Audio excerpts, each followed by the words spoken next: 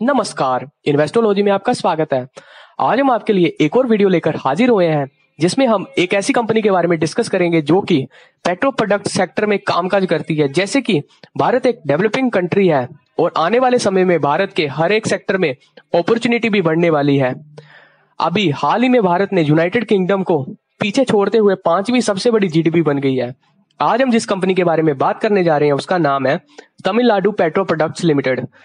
Company basically petro products में deal करती है और उन पेट्रो प्रोडक्ट्स का यूज एफएमसीजी सेक्टर के प्रोडक्ट बनाने में इस्तेमाल होता है। कंपनी की शुरुआत 1984 में दुनिया के टॉप क्लास एलएबी यानी लीनियर अल्काइल बेंजीन की मैन्युफैक्चरिंग को लेकर हुई थी। जब भी लोग पेट्रोल और डीजल की बात करते हैं तो लोग कहते हैं कि इसका कोई फ्यूचर नहीं है, क्योंकि सारा ऑटोमोबाइल सेक्टर मेनली इलेक्ट्रिकल की तरफ मूव कर रहा है। ये उन कंपनीज के लिए मुश्किल है जो सिर्फ ऑटोमोबाइल के लिए पेट्रोल प्रोडक्ट सप्लाई करती है। कुछ ऐसी कंपनीज भी है जो पेट्रोल, डीजल और उसके डेरिवेटिव में डील करती है। तमिलनाडु पेट्रो प्रोडक्ट भी पेट्रोकेमिकल में डील करती है। ये मेनली 4 तरह के पेट्रो प्रोडक्ट्स में डील करती है। पहला पेट्रो प्रोडक्ट्स है एल्काइल लीनियर एल्काइल बेंजीन, दूसरा है कास्टिक सोडा, तीसरा है क्लोरीन और उसके डेरिवेटिव और चौथा है प्रोपिलीन ऑक्साइड। पहला पेट्रोकेमिकल है लीनियर एल्काइल बेंजीन, जिसको एलएबी भी बुलाते हैं, जिसको डोमेस्टिक डिटर्जेंट, इंडस्ट्रियल और इंस्टीट्यूशनल क्लीनर के मैन्युफैक्चरिंग में यूज किया जाता है।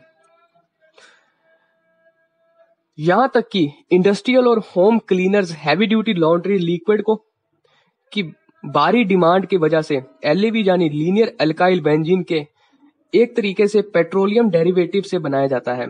देखा जाए तो पॉपुलेशन ग्रोथ और लाइफस्टाइल में बदलाव के कारण डिटर्जेंट सेक्टर की डिमांड बहुत तेजी से बढ़ रही है। अगर एशिया रीजन की बात करें तो एशिया पूरे दुनिया में एलएबी का सबसे बड़ा प्रोड्यूसर भी है और कंज्यूमर भी है। दूसरा पेट्रो प्रोडक्ट है कास्टिंग सोडा, जिसका मेनली एप्लीकेशन पेपर, एल्यूमिनियम और अदर इंडस्ट्रीज के जनरल पर्पस में इस्तेमाल होता है। अगर देखा जाए तो हर साल इस प्रोडक्ट की डिमांड 5% के हिसाब से बढ़ रही है। तीसरा पेट्रो प्रोडक्ट है क्लोरीन और उसके डेरिवेटिव। कंपनी क्लोरीन और डेरिवेटिव में डील करती है, जिसमें mainly hydrochloric acid, aluminium chloride, sodium hypochloride आदि प्रोडक्ट बनाने में यूज होते हैं। चौथा प्रोडक्ट है propylene oxide. Propylene oxides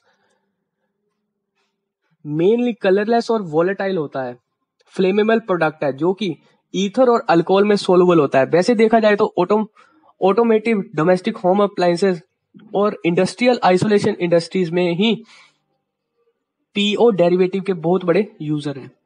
product wise revenue की बात करें तो इसका प्रोडक्ट एलएबी जो है उससे कंपनी को 79% ऑफ द कंपनी रेवेन्यू आता है।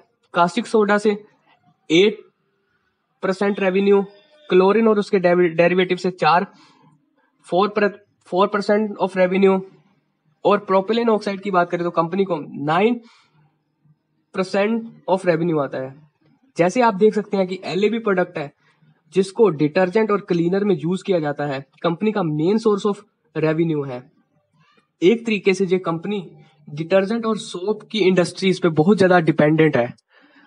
और एक बेस्ट पार्ट ये भी है कि लाइफस्टाइल के बदलने से डिटर्जेंट और क्लीनर की इंडस्ट्री बहुत ही बढ़िया तरीके से ग्रो कर रही है। जितना इन चीजों की मार्केट में डिमांड बढ़ेगी उतना ही एलएबी की डिमांड बढ़ेगी और ये कंपनी के लिए फायदेमंद साबित हो सकता है। और अगर आप इस कंपनी के जियोग्राफिकल रेवेन्यू देखें तो इसे फाइनेंशियल ईयर 2018 में कंपनी को 4% ऑफ द रेवेन्यू बांग्लादेश से आता था, लेकिन अब प्रेजेंट में फाइनेंशियल ईयर 21 में 100% of the revenue Indian market से ही आता है।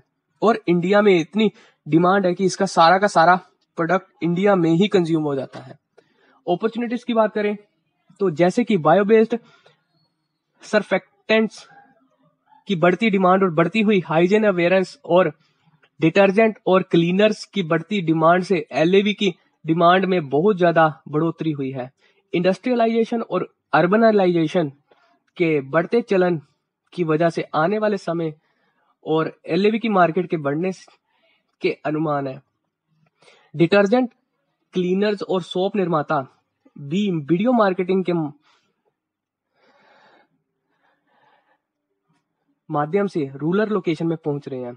कुछ कंपनियां पिरामिड स्कीम यानी नेटवर्क मार्केटिंग के माध्यम से भी अपने बहुत सारे प्रोडक्ट बेच रही है।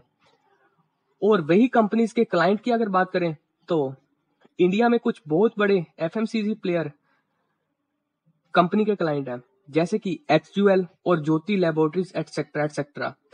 और जैसे कि मैंने आपको पहले ही बताया था कि कंपनी को एलएवी से कंपनी को सबसे ज्यादा रेवेन्यू आता है। ऑल्सो ये इंडिया के one of the leading manufacturers भी है। उससे क्या होता है कि HUL और ज्योति स्लैब जैसी कंपनी जिनका की ऑफ में एफएमसीजी प्रोडक्ट डिटर्जेंट भी है, मिस्टर वाइट, सर्फ एक्सेल, उजाला, टाइड है, उसके मैन्युफैक्चरर्स के लिए एलएवी एक भारी मात्रा में चाहिए होता है। इन कंपनीज का जितना रेवेन्यू बढ़ेगा उतना ही एलएवी की डिमांड बढ़ेगी। उनकी डिमांड बढ़ने से उनकी प्रोडक्शन इफेक्ट ना हो तो वो इसी कंपनी से एक ऑफ टेक एग्रीमेंट साइन करती है, जो कि एक तरीके से सप्लाई एग्रीमेंट होता है। यहां जो कंपनीज एलएवी प्रोड्यूस करता है उसका खरीदने का 100% गारंटी HUL और ज्योतिष लैब ऑफ टेक एग्रीमेंट के थ्रू इंश्योर करता है। और इसका 79% ऑफ द रेवेन्यू एलईवी से आता है, वो इंश्योर हो जाता है। एक और रीजन है कि HUL और ज्योतिष लैब का जितना रेवेन्यू बढ़ेगा उतना ही तमिलनाडु पेट्रो प्रोडक्ट्स को फायदा होगा। अभी कंपनी जो अपना कास्टिक प्लांट है उसकी कैपेसिटी अप टू 65% तक इंक्रीज भी करना चाहता है। कंपनीज के फंडामेंटल्स की बात करें तो कंपनीज की जो प्रमोटर होल्डिंग्स है वो 34.5% जो प्रमोटर होल्डिंग्स है। रिटर्न ऑन इक्विटी की बात करें 26.2% of equity of return on equity है।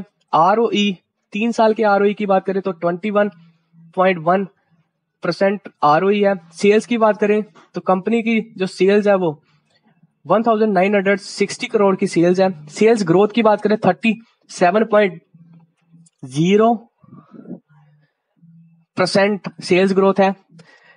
3 साल की सेल्स ग्रोथ की बात करें तो सेल्स ग्रोथ 3 ईयर की बात करें तो 13.2% ऑफ सेल्स ग्रोथ है। नेट प्रॉफिट की बात करें तो कंपनी का जो नेट प्रॉफिट है वो 148 करोड़ का नेट प्रॉफिट है। प्रॉफिट ग्रोथ की बात करें 2% का कंपनी का प्रॉफिट ग्रोथ है। 3 साल के एवरेज प्रॉफिट ग्रोथ की बात करें तो कंपनी का जो 3 साल का प्रॉफिट ग्रोथ है वो 45.1% से बढ़ा है। डेप्थ की बात करें, जैसे कि बड़ी बड़ी कंपनीज के पास कुछ ना कुछ डेप्थ होता ही है, तो इस कंपनी के ऊपर भी 56.2 करोड़ का डेप्थ है। कैश इक्विवेलेंट की बात करें तो कंपनी के डेप्थ से कई गुना ज्यादा कंपनी के पास कैश इक्विवेलेंट अवेलेबल है। कैश इक्विवेलेंट की बात करें तो 362 करोड़ का कंपनी के पास कैश इक्विवेलेंट है। इन्वेंट्री की बात करें कंपनी के पास 143 करोड़ की कैश इन्वेंट्रीज है। कंपनी के रेवेन्यू की बात करें तो कंपनी का जो रेवेन्यू है वो फाइनेंशियल ईयर 2020 में 1224 करोड़ का था, जो कि फाइनेंशियल ईयर 2021 में बढ़ के 1140 जो फाइनेंशियल ईयर 2021 में घट के 1145 करोड़ हो गया। वहीं पे अगर अगले साल की बात करें फाइनेंशियल ईयर 2022 में कंपनी का जो रेवेन्यू है वो 1805 करोड़ था। पिछले 2 साल से कंपाउंडेड कंपनी का जो रेवेन्यू है वो 21% से बढ़ा है। प्रॉफिट की बात करें तो कंपनी का जो प्रॉफिट है वो फाइनेंशियल ईयर 2020 में 63 करोड़ का था। फाइनेंशियल ईयर 2021 की बात करें तो जो प्रॉफिट था वो 126 करोड़ का था, और वहीं पे फाइनेंशियल ईयर 2022 में बढ़ के 175 करोड़ का हो गया। पिछले 2 साल की अगर कंपाउंडेड ग्रोथ की बात करें तो कंपनी का जो प्रॉफिट है वो 66% से बढ़ा है। शेयर होल्डिंग पैटर्न की बात करें तो जून 21 में कंपनी के जो प्रमोटर हैं उनके पास 34.54% की हिस्सेदारी थी। FII के पास 5.23% की हिस्सेदारी थी। DIE की बात करें तो कंपनीज के टोटल 0.03% की हिस्सेदारी DII के पास ही। पब्लिक के पास बात करें तो पब्लिक के पास 60.2% की हिस्सेदारी पब्लिक के पास ही। वहीं अगर फाइनेंशियल एक साल बाद जून 2022 की बात करें तो प्रमोटर की होल्डिंग 34.59% की हिस्सेदारी थी। FIIs ने पिछले साल के मुकाबले 4% से बढ़ा के 9.75% हिस्सेदारी थी। DIIs के पास 0.03% की हिस्सेदारी थी। वहीं पे पब्लिक के पास 55.68% की हिस्सेदारी थी। ये तो थी कंपनी के फंडामेंटल्स, कंपनी क्या काम करती है। आशा करता हूँ वीडियो अच्छी लगी हो। वीडियो अच्छी लगी तो हमारे चैनल को लाइक करना, सब्सक्राइब करना। धन्यवाद।